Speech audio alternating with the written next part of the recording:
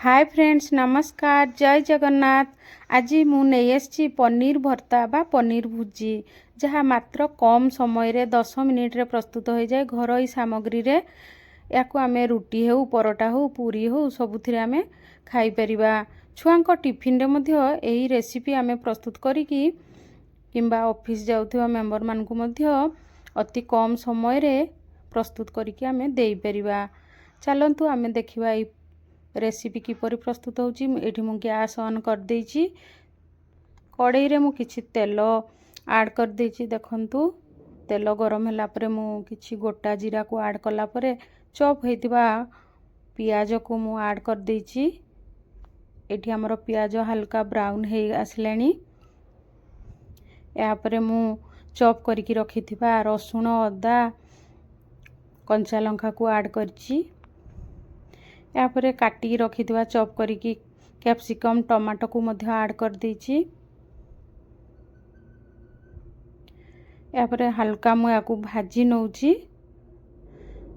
देखंतु एठी मु पनीर 250 ग्राम पनीर को मु ग्रेटर साहाय्य रे ग्रेट कर नउची। आपण माने जदी सॉफ्ट थिबो पनीर ताने हाथ रे मध्य चकुटी पारिबे।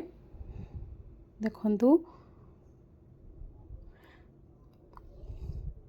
एटी सबुतक पनीर को मु ग्रेट कर नेइची। जदि मो रेसिपी आपण मान को भल लागि थाए ताहले लाइक शेयर सब्सक्राइब निहाती करिवे। जदि मो पेज रे नुआ ताहले फॉलो निहाती करिवे प्लीज। एटी हमरो सबुतक परिबा फ्राई हे जाईची।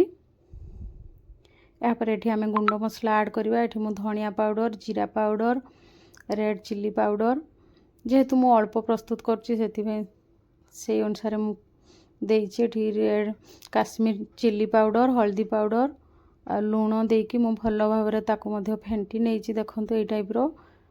या परे मु अल्प पानी ऐड कर देइची। देखंतु जेहेतु हमें गुंड मसला ऐड करले ताहा जळी जीवो सेति बे मु टिके हल्का पानी ऐड कर देइची। एटी हमरो देखंतु परिवा हे आसिलानी। एबे हमें पनीर को ऐड कर दूची। एठी